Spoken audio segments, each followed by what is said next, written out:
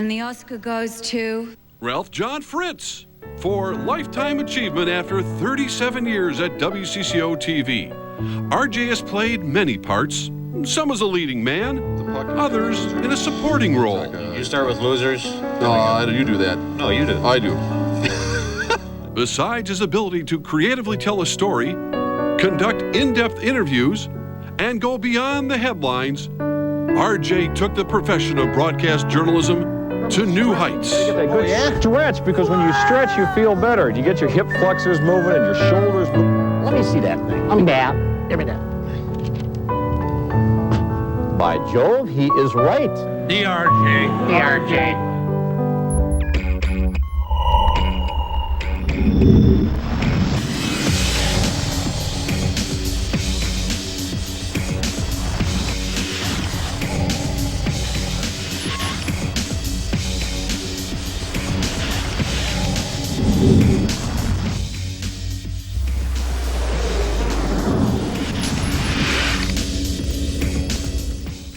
And good evening and welcome to a real special Rosen Sports Sunday, a celebration of the career of my colleague RJ Fritz. I don't even like to use this word. He's retiring from his anchor and reporting duties here on Channel 4. We're going to have a lot of fun tonight. So let's kick this thing off with a look back at some of RJ's moments in time. Sometimes you just have to lead by example. Here's how you do it, Lou. RJ used his unique style of humor to lead viewers through his thousands of stories here on CCO. Catching on, Louie. There's drama. There's excitement. Hey, Scott, where was that mulligan button again? There's a thrill a minute. Pennington. Pennington. Most fishermen, Frank, have an excuse. Mine is I was with the videotape crew all morning. You have one? Yeah, my choice of fishing partners. It's the most exhilarating feeling in the world. You have your own website? It's always great to go fishing with no people around. The checkered flag lap makes all the hard work and sweat worth every minute. Governor, allow me. You just got to make the right move at the right time to win a race. Then the victory slug.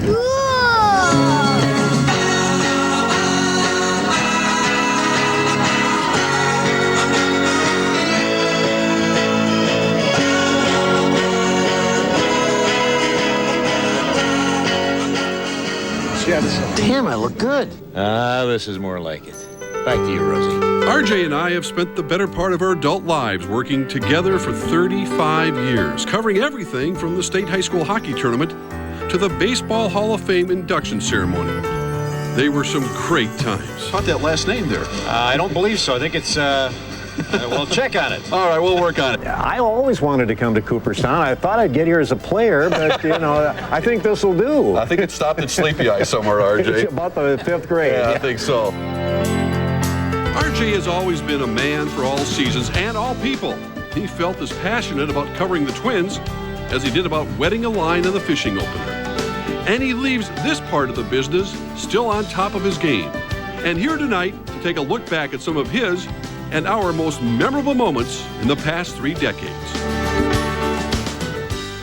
Yes, and welcome to RJ Fritz. It's been a weekend of goodbyes and tributes, and RJ, we're going to have some fun here tonight. You know, I hope so. I've never thought about it. We've been together that long. You don't stop to think about it. Well, you were the first person I met when I was, I think, 17 years old, walking in this building, lost as could be. And you were the first man, and I welcomed me into the station, and could not have been nicer. It was amazing. Well, I'm still welcoming you. It's up to you from now on. Thanks a lot. You said this has been like an out-of-body experience for you, this whole weekend in particular. You've been thinking about this for a long time, but it hits you hard right now. Well, it is, especially when you get to that stage, and I think I've said goodbye about more times than Michael Jordan has at this point. Friday, of course, was with the weekend crew, or with the weekday crew, and then yesterday with the weekend crew, and now here with you, so. We should mention, of course, you will be continuing your Out and About show, which is produced outside of this building. Of course, some of your co-workers are here tonight to make sure that you are going to continue doing that show here on Saturday nights on Channel 4. Brian Dellis, Bill Coit, the gang over at Life Touch. And we will continue. Yeah, you mentioned retirement. It's not retirement. It's moving on to the next phase of life. Absolutely. That's the way it works. I'm not going away. Of course, our boss, our mentor was Hal Scott, who was our first guy up, the fearless leader of the sports department. I learned a lot about sports, but certainly got a lot of life lessons from Hal, as we all did when we worked with Hal back then. Could I tell the story about Hal? Of course you can. Remember the time that I looked at the... Hal used to go upstairs and lie down in between shows. He had to have a little rest. Yes, Remember he did. the time I looked at Harlan Meyer, one of our directors, I said, Harlan, let's play a trick. Let's set the clocks all ahead. Oh, I remember that? it well. I remember it well. Then I go up and I wake up Hal and say, Hal, get up. You got to be on the air. I forgot all about it. I rush him in there, and he's disheveled. And he thinks, well, top of the show, I can get in there and sit down. He didn't realize that I'd written in there that the Twins made this huge trade. I remember Bob the trade. Allison and 3 other... And Frank Quillisi, Hal, tell us about that trade. He goes, what is his line? His line is, they made that trade, did they?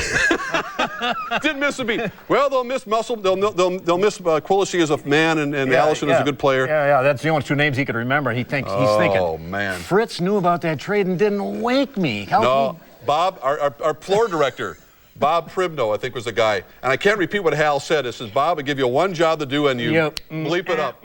Yeah. That's the way Hal was. Well, let's go. We turn the clock ahead slightly there. Backward. 1972 was the year. The late Bill Mussman was coaching the high-energy Gopher basketball team. This was a night for both of us to remember. Huge build-up against Ohio State, coming to town. The same night I was covering the NHL All-Star game at Met Center, thinking, I got the big job here. I'm so happy. Now, these were the days, of course, when we shot on film. The game was not televised. Larry Kohout, our longtime sports photographer, was courtside with his camera. You were courtside along with him. Under a minute to go, and then all hell broke loose. Larry kept his cameras rolling, RJ. You remember exactly what happened here. I don't know why he kept it rolling. I'm sitting right there in the front row, and I don't know why he kept it rolling, because as the fight broke out, I'm getting hit by marbles and pennies and things from up in the upper deck.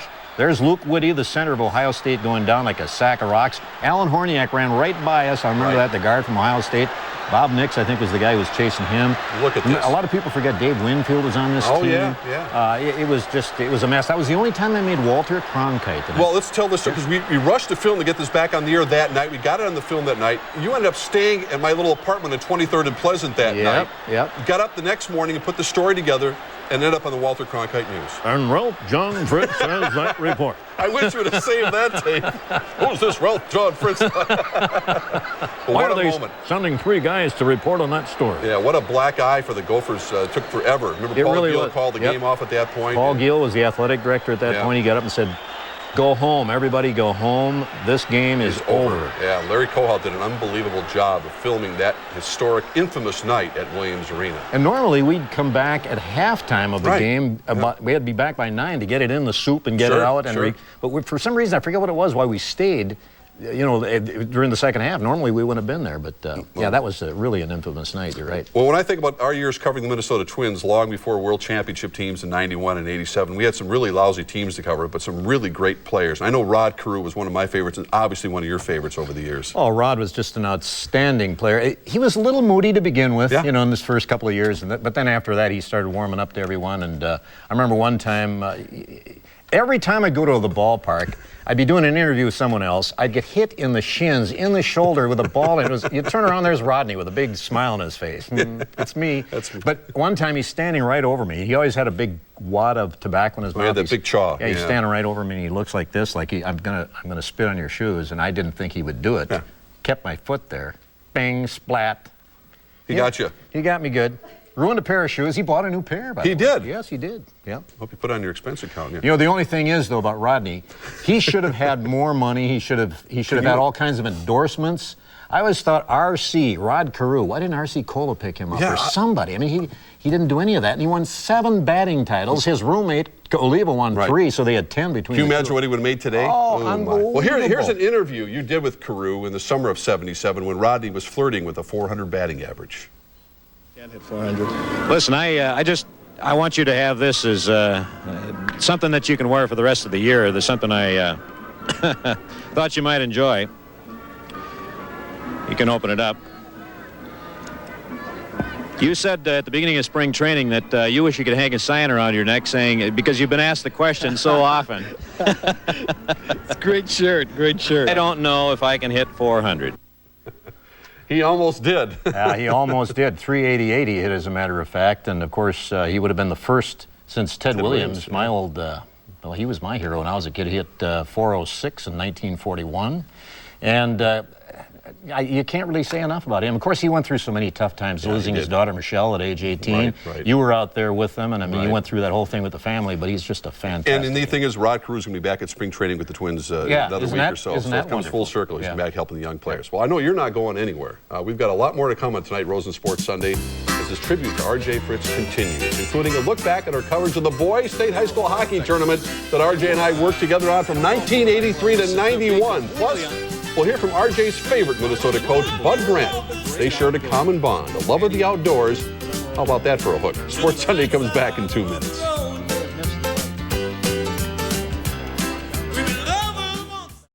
RJ is going to be missed on your side because he always seems to, and lately, been drawing the worst schedules. He's on a Saturday night or something, and he does a great job. He brings a different flavor too to the broadcast, and his sense of humor is, as good as anybody's. Yes, welcome back, RJ. Bud Grant had that stoic image on the sidelines that he'd love to perfect. You got to know him obviously very, very well, away from the game, away from the headsets and the outdoors, which was a common bond for you guys. Well, I think really, Mark, I think it was the fact that he likes the outdoors so much like I do. I mean, I'd stop by the sidelines, and Bud, he'd sooner talk about, well, where'd you go hunting last weekend, or what kind of fish did you catch, and where'd you go, and that kind of thing, rather than talk about football itself. And that's just when you have a natural bond like that, it's pretty easy to get along with someone. Well, you guys spend a lot of time fishing together, and we all know Bud could be just, shall I say, a little bit frugal. I remember you telling me the story about how Bud wouldn't want to pay for the minnows, that he'd just go down the creek and catch them. He says, why do I want to go spend $1.50 over here? No, it's not that I wanted to buy the minnows. He said, no, we'll go down here, just go down to the stream. He said, I got a couple of nets down there or something, a couple of traps, he said, it's not the money, it's the principle of the thing. But he's a very special man, and you guys, besides the common bond, I mean, Bud did seem to be able to walk away from football so easily because he had all these other interests and didn't just get caught up in 24/7 dealing with football. Well, you remember when he retired what he said. He said, there are mountains to climb, there are more streams to wade, there are more fish to be caught, and he did. I mean, that's exactly what he does right now. You can't hardly weasel your way into his schedule because he's out fishing and hunting all the time now anyhow. Sounds like a pretty good idea for you, doesn't it? Bud, you're my hero. I think Deb's over there, your wife, saying, well, let's talk about that. I always remember Bud on the sidelines, though, years ago. Whenever he was coaching, you'd come up to him. He'd always come up to me, and I'd always stand like this. I'm freezing. This cold, he'd always say, cold is a state of mind. A state of mind. It's not a state of mind, Bud. Cold, Bud. What is the matter with you? But well, the state high school hockey tournament was one of the few times actually we got a chance to really work together, RJ. And what a thrill! Other than tonight for those 9 years, just 8 teams those 9 years we did it, and we made it kind of an Olympic type coverage here on Channel 4. We had a blast working with Lou Nanny, among others, wearing, as you'll see, a lot of powder blue sport coats. Take a look. We are back live at the St. Paul Civic Center. We are down to 2 teams. This is what they're here for, the championship game, and we're going up into the booth for the play-by-play action of the Burnsville-Hill Murray game. Right now, we're at the end of the first period in our first semifinal game, and the score is 1-1, Jefferson and Hill Murray. Mark, we all know how superstitious hockey players are, right? Some have rabbit feet, horseshoes. I know Lou Nanny was always the last to go on the ice. He was that superstitious. He has a laundry list of superstitions. Are you kidding? The adrenaline is going so much that they shouldn't be bothered by it. They can rest the rest of the winter. Yeah. I think the fact Grand Rapids played a couple overtime games might also be an equalizer there. That's a good point. Live from the St. Paul Civic Center, this is continuing coverage of the state high school hockey tournament. Hey, RJ, it didn't seem to matter if it was Burnsville or Hill Murray or Edina against Roseville. The entire state stopped and watched, and I guess it was the best of times. I think we've heard from a lot of people over the years, just when it was 8 teams. Well, I think it was just an all-out station effort. Everyone at this station at WCCO Television, I don't care what department you worked in, just worked their tails off. And it started with the sections. You'd always jump in the helicopter. Did you fly that helicopter up to Hibbing all the time? A few times. You were always going up north and covering all those teams in Roseville and Warroad. So, and I hung around down here in the sectionals, covered Hill Murray and so on. But it was just a blast. You mentioned the most important thing. You don't have situations like this too much in local television anymore, when everybody can contribute to an occasion like this for months and months and months, and everyone felt a part of it for those 3-4 days. It was probably the most gratifying time in my life, 1983 to 1991. And I think probably what I regret the most after watching some of that stuff is not being able to work more with you rather than when you're off, I'm on, and vice versa. So it was just a great time. It was a great time. Of course, Herb Brooks also worked with us during that state tournament and wasn't afraid to express himself. Herbie was a complicated man. I know, RJ, he could be our best friend, and he'd tear into you at a St. Cloud State hockey practice at some point, but that was Herbie's personality, wasn't it? It absolutely was. I remember a time when he was coaching over at St. Thomas, just helping out over there. I think this was after the Olympics, and his son Danny was playing over there. We were over there shooting. Al Crocker was rolling, and he looked. He said, "Wait, you're not shooting me, are you?" He did not want the spotlight. That's just the way Herbie was. Well, it's pretty amazing. Here you are helping him move from his house here or something, right? What was up with this guy? Herbie needed a little help here at this point.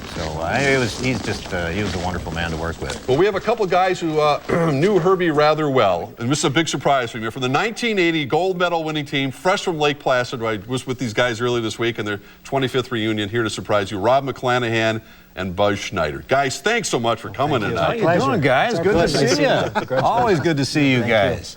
That had to be quite a trip, huh? It was a lot of fun. Phenomenal. We had a great time. You guys, let's talk about high school memories since we're here talking about this. Babbitt, is that right, Buzzy? Yes, Babbitt, yeah. Babbitt, and of course, Rob, you played at Moundsview. Moundsview, yeah. Oh, yeah, Moundsview High School. But how, you remember just your high school years, what it was like? We were talking about the tournament, the ultimate getting to that state Well, tournament. for me, my senior year, we were 24-0 going into the state, and we ended up playing Richfield with Steve Kristoff. That's right. What year was that, It Rob? was 76. 76. Jeez. We outshot them 21-2 in the first period, and it was 1-1, and we lost 4-3. And that's probably stuck with you all the time, right? That one hurts. And in Babbitt, we were always 400 points away from 500 because we played the Iron Range Conference, and all the range teams, the ones that did come down, we were cheering for them. It was great to grow up there. Well, it was an amazing time. Of course, it was an amazing week as well. We talked about this 25-year reunion this week in Lake Placid, and you guys know Herbie's roots were entrenched in St. Paul, and you guys knew him better than, I think Robbie mentioned this to me the other night, than the guys out east, and you had that bond with Herbie, didn't you? Well, and Buzzy played for him for many years as well. I think the guys from Minnesota, it took us a little longer to break down the barrier of coach and player than the guys from Boston. Yeah, and Buzzy, you know, the thing is, I was thinking about the other night, we were talking about this too, could you have enjoyed a beer with him now? Would he have come out with us the other night in Lake Placid? Is that the relationship changed enough that you could have felt that comfort level a little bit more with Herbie? I think so. I think he could take that wall up now. It's just starting to come up, and we could go out and have a great time with him. He was a super guy. I'm sure they could have, Mark. I'm sure they could have, because I remember when he was coaching the Rangers, he came out with a few beers for us over at Toots Shore. Maybe more than a few. Yeah, maybe more than a few is right. And they lost that night, and we were saying, Herbie, it's all your fault. It's all your fault. You have anything to say to this guy here tonight? I can't believe it's been that long. Yeah. It has. It has. You guys watched me as kids, didn't you? Yes, we did. Did a great job. I've heard that too. Actually, he brought up Hal Scott. I forgot. Buzzy and I both said, "Oh my God, we forgot about Hal Scott." Yeah, Hal was our leader. Yeah. And Buzz, of course, we saw your son play you in the movie Miracle, and that had to be the ultimate thrill for him. It was a lot of fun. He said it wasn't too much of a stretch to play me, but in the movie they put a wedding ring on. He said he was married to his mother. He said, "This is really getting too weird." That's got a little freaky. Yeah, he did, but he did a great job, and he'll have a lot of memories. Back to the Future all over again. Yeah. Well, really appreciate you guys stopping down for RJ's special occasion tonight. I appreciate it, guys. Great to see you. Congratulations to both of you. Thanks for stopping in, Buzzy. All right, well, we're skating off the ice and hitting the court with RJ. After this timeout, it's more hoopla on our Sports Sunday show and our salute to RJ Fritz, so stick around. Oh, did you see that shot? Nice basket. Wow.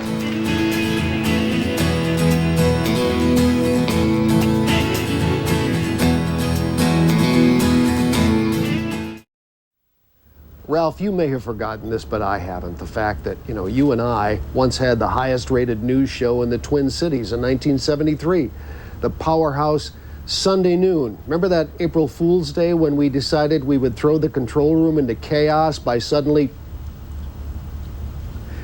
And when we did start talking again, and they realized that the microphones weren't broke and they had to peel the audio man off the ceiling, and I think the director had to be institutionalized for a short time, it was really a lot of laughs. Those were the good old days. I hope you have some great ones ahead of you. You're a class act.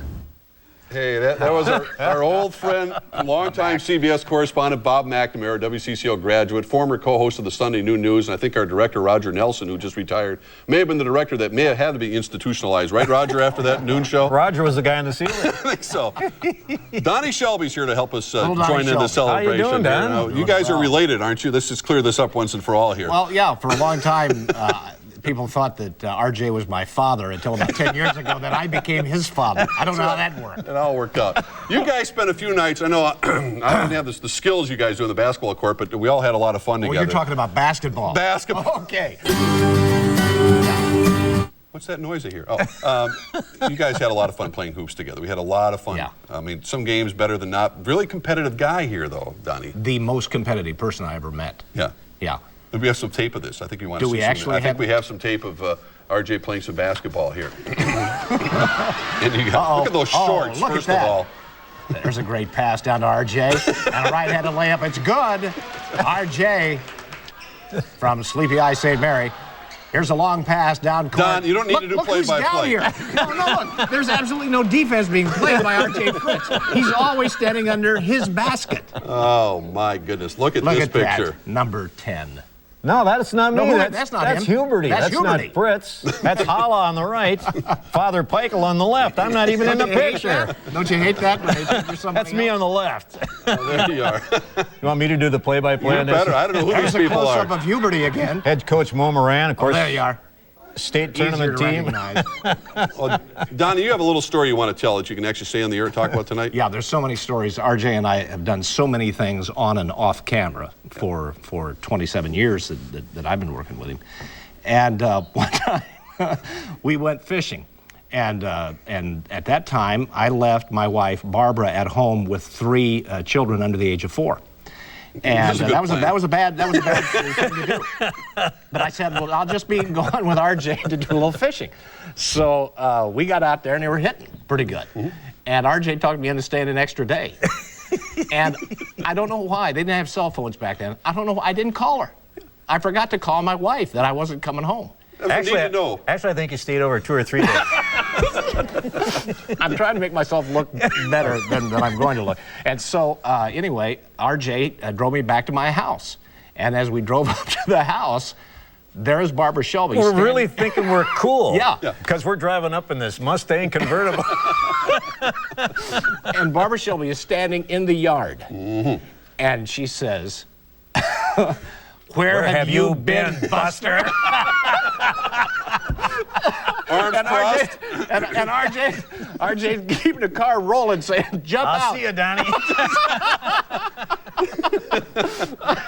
Oh, man. And you were afraid of Barbara for a long time after that. You wouldn't come back over to the house. Yeah. What are we going to do without this guy here? It's going to be impossible because, as I said the other night on the 10, nobody, with the exception of Dave Moore, has had a greater impact on this station than you've had. And let me say, nobody's had a greater impact on me and my career here, because you have kept things. I don't know whether we were born under the same stars or what, but the sense of humor and the fun that we've had. And well, I'm the only one that laughs at your jokes. That must be. No, he laughs at his jokes.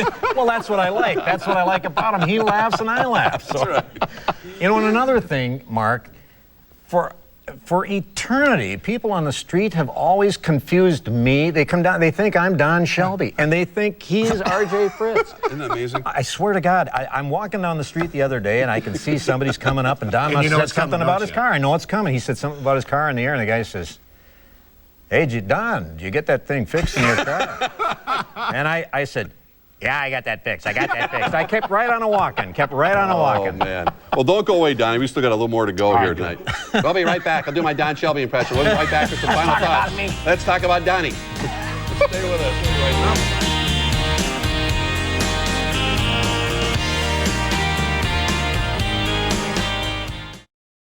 Minnesota. I mean, great journalist, and gets the story and makes the report as he needs to, but he just has a tempo and a feel about him that says, he's a nice person, and we can trust him, and we like him. And I think that's why he has worn so well for so long in Minnesota. Yeah, so many people have shared time with RJ over the years. We've invited as many as we could get on our set here at the end. And RJ, I'll let you do a couple of the introductions here with this young lady sitting to your left. Yeah, you know Deb, of course, my wife, and kids back here, yep. Shelley, Tom, John, and Brad. Yeah. Son-in-law, Tom, Laura, daughter-in-law, expecting in 2 months. Our next grandchild, by the way. Fantastic. So, yeah. And we got some of our old crew here, of course. Bill Coit, Dave Halpern flew in from Phoenix to be with us. Crocker, Al Crocker, the one and only Al Crocker. And Deb and Croc. Yeah. So, and RJ, I'll let you finish off the last 30 seconds. You want to say something, because it's been quite a ride here. I think I'll leave that up to Deb. Okay. Deb, have you ever met Barb Shelby? You have. Guess what? This busser's going to be home on weekends. Well, RJ, using your favorite phrase, that's my time. Thanks for yours. Well, thank you, Mark. It's been a pleasure, and let's do it again next time. We're not going to be strangers. Next time around, we're going to buy a TV station. We're going to start with news, sports, and then weather. There you go. All right. Thank you for watching Rosen Sports Sunday. From everyone, RJ. Good night, everyone. Thanks. Thank you.